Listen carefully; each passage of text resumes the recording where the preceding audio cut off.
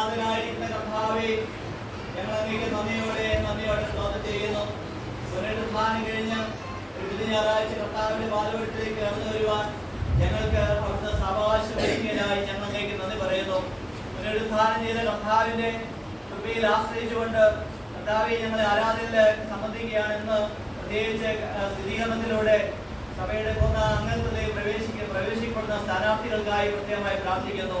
അവരെ ജ്ഞാനമാതാക്കന്മാരെയും മാതാവാക്യന്മാരെയും കർത്താവിന്റെ കാര്യങ്ങൾ സമർപ്പിക്കുകയാണ്.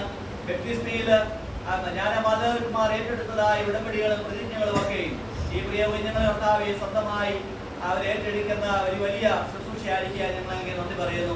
നിങ്ങളുടെ അഭിഷിക്തനായിരിക്കുന്ന അഭിയന്ത തിരുവേനിക്കായി സ്തോത്രം ചെയ്യുന്നു. പച്ചമയ്ക്കായി പ്രാർത്ഥിക്കുന്നു.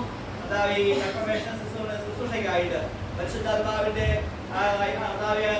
കയ്യൊപ്പിലൂടെ പരിശുദ്ധാത്മാവിന്റെ നിയോഗം നൽകുന്നതായ മഹത്തായ ശുശ്രൂഷയ്ക്കായി നമ്മുടെ ദാസനെ അവിടുന്ന് ബലപ്പെടുത്തണമേ. ദേഹത്തെയും ആത്മാവിനെ അവിടുന്ന് ശക്തീകരിക്കണമെന്ന് പ്രാർത്ഥിക്കുന്നു.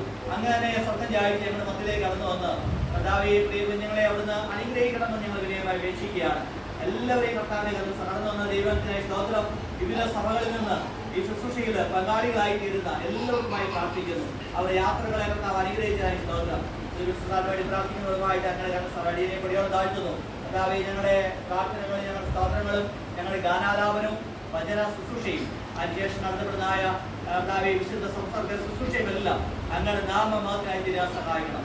സകല മഹത്വം ആരാധന സ്തുതി കർത്താവിന് അർപ്പിക്കുന്നു. യേശു മിശിഹായുടെ നാമത്തിൽ അപേക്ഷിക്കുമ്പോൾ കൃപയോടെ കേൾക്കുമാറാകണമേ.